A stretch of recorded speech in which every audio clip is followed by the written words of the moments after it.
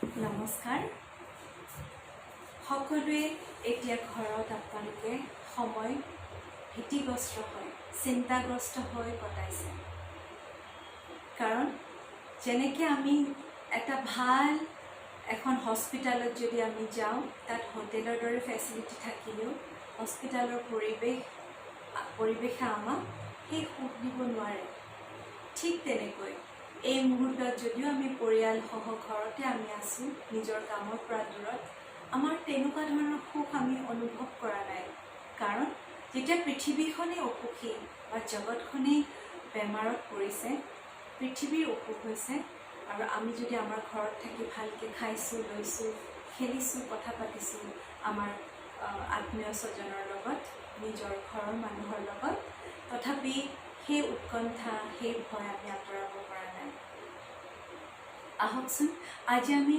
Experience কৰিম আমি অভিজ্ঞতা লাভ কৰিম ওমকাৰ চেণ্টিঙৰ পৰা সৰ্বধৰ্ম প্ৰাৰ্থনা সকলো ধৰ্মতে এই প্ৰাৰ্থনা আছে আমি এতিয়া না মছজিদ না মন্দিৰ না আমি গীৰ্জাত যাব পাৰিছোঁ না নামঘৰত যাব পাৰিছোঁ গতিকে আমি একে সময়তে একেলগে যেতিয়া আমি আমাৰ নিজৰ নিজৰ ঈশ্বৰক আমি প্ৰাৰ্থনা কৰিম সেই প্ৰাৰ্থনা সোনকালে ফলপ্ৰসূ হয় গতিকে আজি আমি এটা ফিক্স সময় কৰি ল'ম যেনেকৈ আবেলি ঠিক 6:30 পৰা 10 মিনিট সময়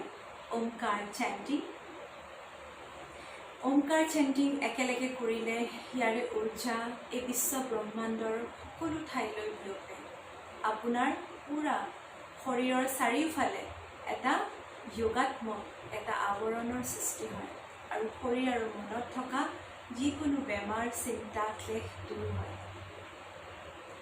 কিছুমান ধৰক অকণমান সময় লাগিব পাৰে মনৰ জড়তা দুখ আৰু শৰীৰৰ ক্লেশ দূৰ হ'বৰ বাবে কাৰণ আমাৰ অলৰেডি আমাৰ শৰীৰ আমাৰ মনত বহুত কাচৰা বহুত আমাৰ নেগেটিভিটি টক্সাইডছ অলৰেডি আমাৰ থটছ চিন্তনৰ পৰা খোৱা লোৱাৰ পৰা সোমাই গৈছে কিছু সময় ল'ব এই ডাৱৰবোৰ আঁতৰাবৰ বাবে কিন্তু আকাশ যেনেকৈ নিকা হয় ঠিক তেনেদৰে নীলা নিকা আকাশ আমাৰ দেখিলে যেনেকৈ ভাল লাগে ঠিক তেনেকৈ আমাৰ মন আৰু শৰীৰ নিকা হ'বলৈ ধৰে আ উ ম এই তিনিওটা সামঞ্জস্য ঘটাই ওমকাৰ চেণ্টিং আ শব্দই আমাৰ নাভিৰ ওচৰত নাভি চক্ৰৰ চাৰিওফালে এটা ভাইব্ৰেশ্যন আনে সেই ভাইব্ৰেশ্যনটো আপোনালোকে ফিল কৰি অনুভৱ কৰি চেণ্টিং কৰিব এয়া হৈছে বিষ্ণু তত্ত্ব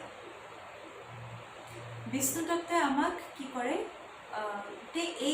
এই ঠাইখিনি আমাক ভাইব্ৰেশ্যন আনি সক্ৰিয় কৰি তোলে তাৰপিছত ব্ৰহ্মতত্ত্ব উকাৰ যেতিয়া আমি উচ্চাৰণ কৰিম আমাৰ গোটেই এইখিনি ঠাইত ভাইব্ৰেশ্যনৰ সৃষ্টি হয় আৰু তাৰ ওপৰত যেতিয়া আমি মুখখন লাহে লাহে যেতিয়া জপাব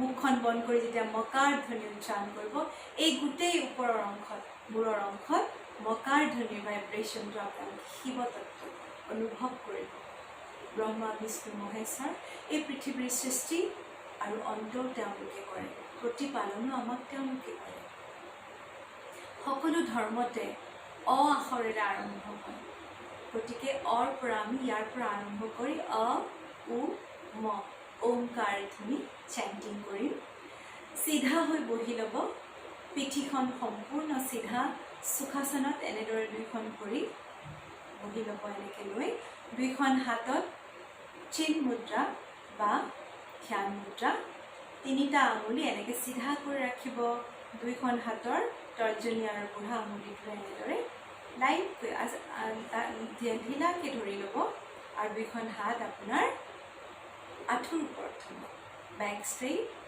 জেণ্টলি চকু বন্ধ কৰি দিব কাণখন অকণমান ঢিলা কৰি থ'ব পাৰে কিন্তু আপোনাৰ মেৰুদণ্ড সম্পূৰ্ণ চিধা কৰি ৰাখি এটা দীঘল উশাহ ল'ব এৰিব ওমকাৰ চেণ্টিং আমি কৰিম প্ৰথম ওমকাৰ চেণ্টিংটো শুনি ল'ব কেনেকৈ মই কৰিছোঁ ঠিক তেনেদৰে আমি 9 বাৰ ওমকাৰ চেণ্ট কৰিম। দীঘল উশাহ লৈ লৈছো।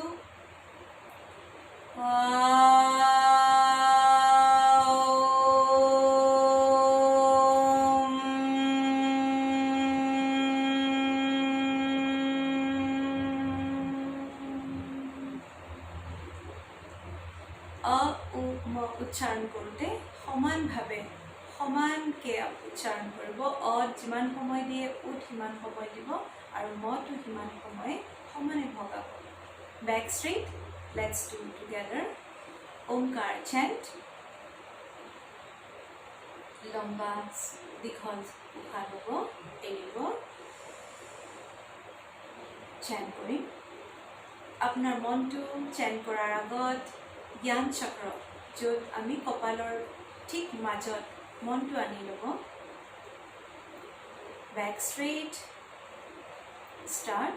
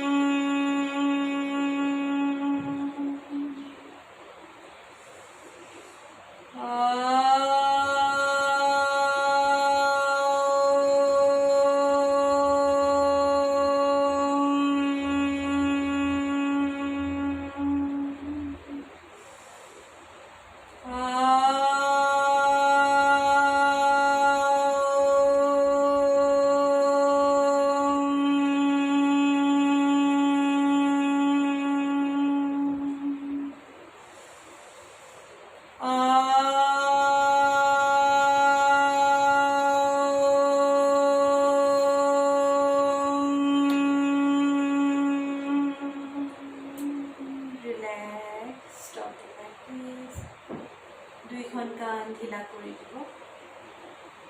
ওমকাৰৰ ভাইব্ৰেশ্যন আপোনাৰ শৰীৰ আৰু মনত অনুভৱ কৰিব। এটা দীঘল উশাহ অনুভৱ কৰিব লোৱা আৰু এৰা।